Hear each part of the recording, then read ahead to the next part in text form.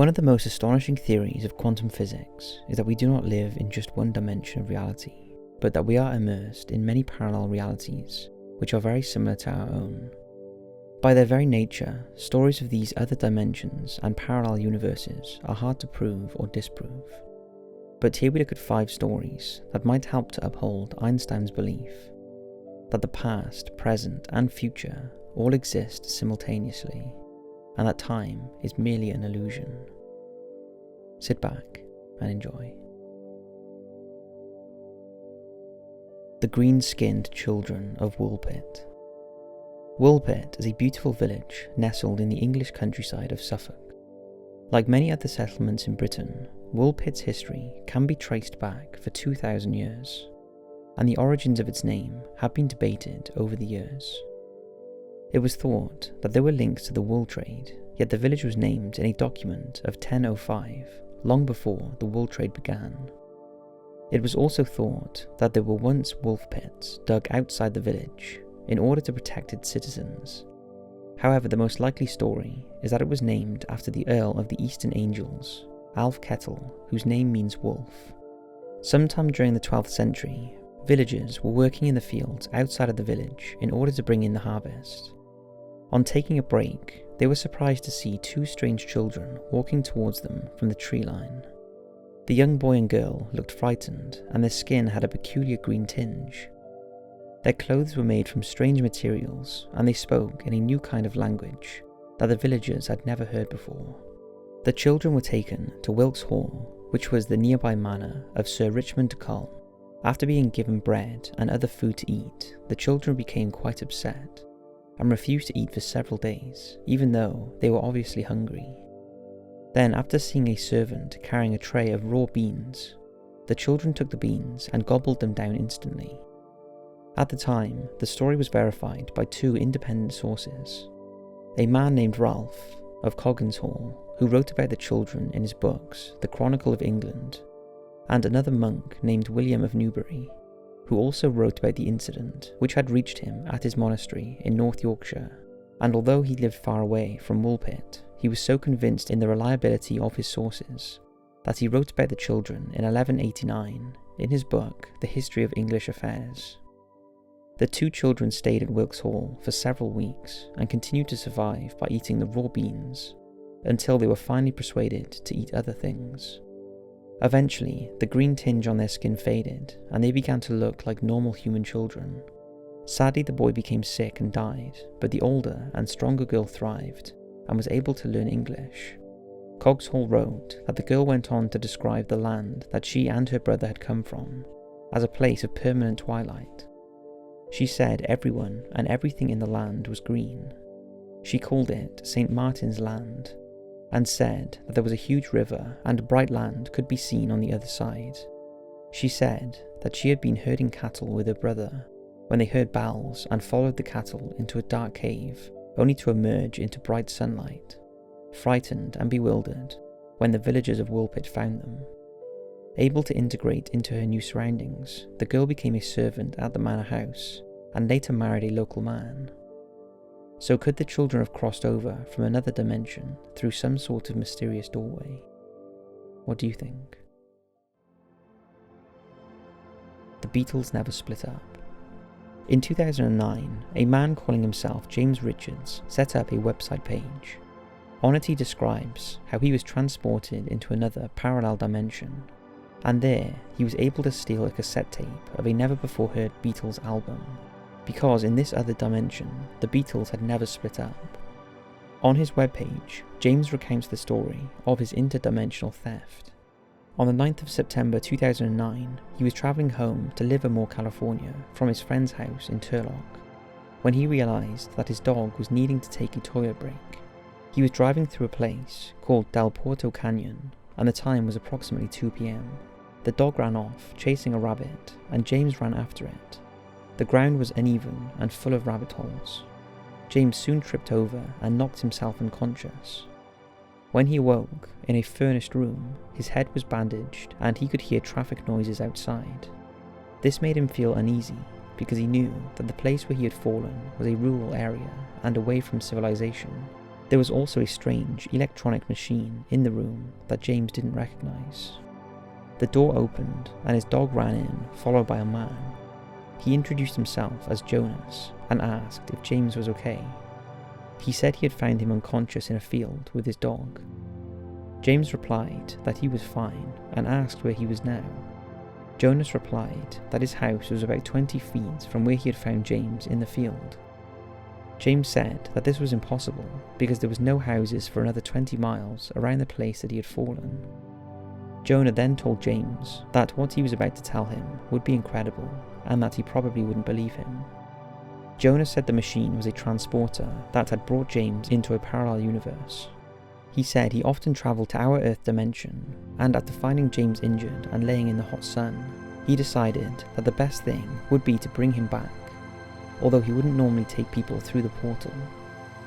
They talked of many things, including music, where they discovered that many Earth bands also existed in the other dimension.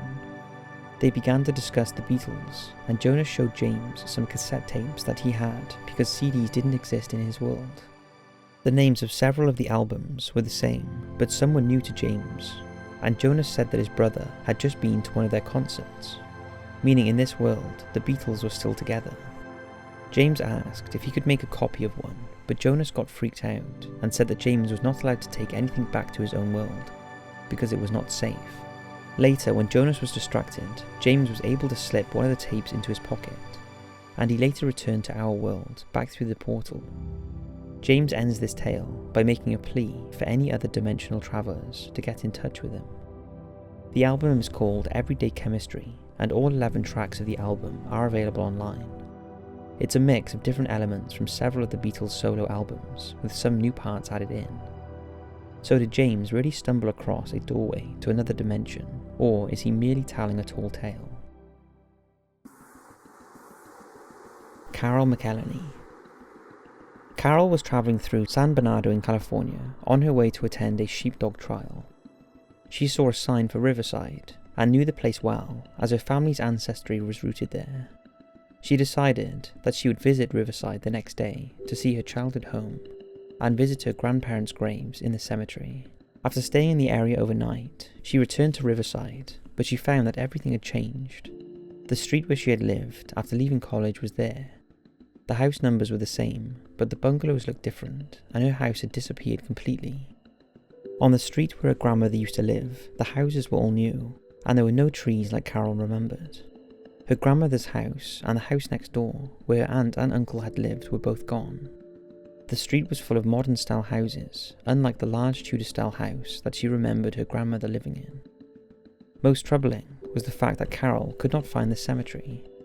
She drove around the block a couple of times, but it was just a fenced-off piece of land, overgrown with weeds. Confused and upset, Carole began to drive around to see if she could find anywhere that was familiar. Both Riverside City College and Central Middle School looked the same, but University Avenue, which was the main street, now looked like a ghetto. There were no more shops, banks, and hotels like she remembered. Carole also noticed that the people looked scary, and she was afraid to stop.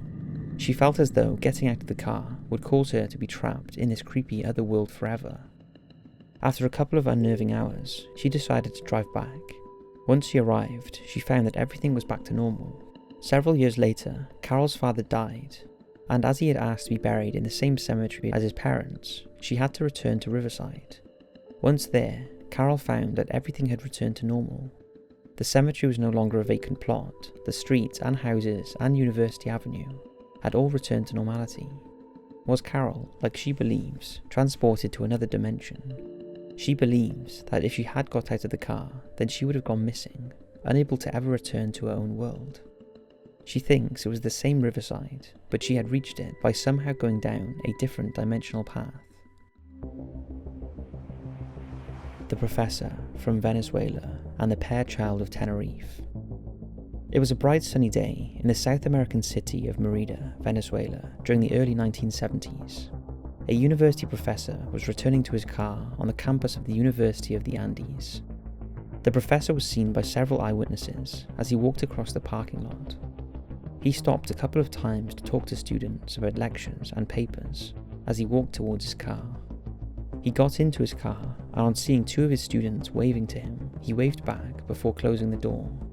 The closing of the car door seemed to trigger something because the professor just vanished. It was as if he had stepped through a portal as the door closed. The unnamed professor has now been missing for over 40 years. His story was reported by a journalist in the well-respected Venezuelan newspaper El Tiempo. Could the professor have slipped into a parallel world like the little girl in the next story? In 1905 in Tenerife, in the Canary Islands, a little girl was leading a flock of sheep back to her barn when she became tired and decided to take a nap under a tree.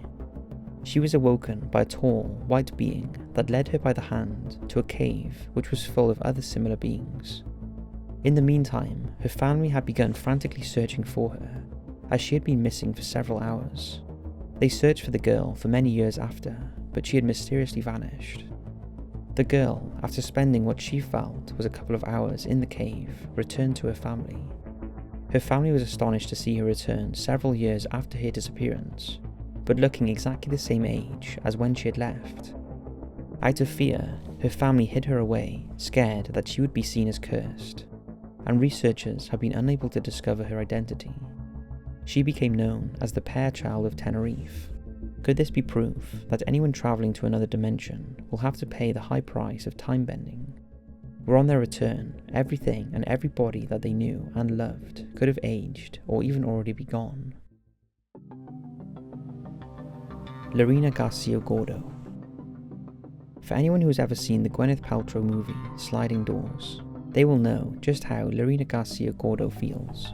Alternating between two different but parallel worlds, she believes that her life had gone down one path, only to awake one morning to find that it had actually gone down a completely different one. In 2008, Lorena posted a plea for help online. She said that she was 41 years old and was afraid that people would think she was psychotic, because she had felt like she had jumped into a parallel universe. She then asked anyone who had a similar experience to get in touch. Lorena said that she had awoke to find that lots of things were very different, but it was the small details that stood out at first. Her bed sheets were not the ones on her bed when she fell asleep, and there were clothes in her wardrobe that she couldn't remember buying. On leaving for work, she found that the car was parked in the wrong space. She hadn't parked the car there since her split from her ex-boyfriend 6 months earlier. She had worked at the same office for 20 years. She drove to work along what she felt was the same route, but when she arrived, the name on her office door was not hers. Thinking that she was on the wrong floor, she checked to find that she worked in a completely different office, under a different manager, but she couldn't remember ever changing departments.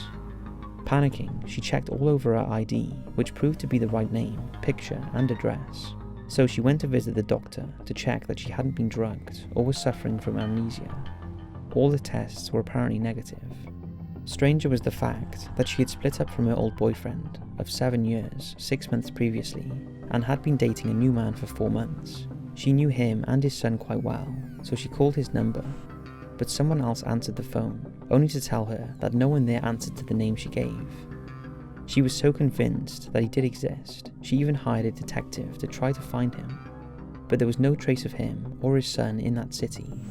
It turned out that Lorena was actually still with her boyfriend of 7 years, and in this world they had never split up. She has supposedly sought psychiatric help and been told that what she is experiencing is all stress related. So did Lorena wake up in a different dimension? If so, is this stress related or is she lying? Which Lorena is the real one? The one in the dimension or the one in the dimension that she claims to have travelled from?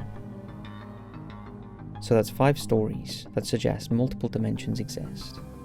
Now again, did these people actually travel through a thin spot between realities, or are they just fairy tales? Let us know in the comments, and as always, I'll see you in the next video.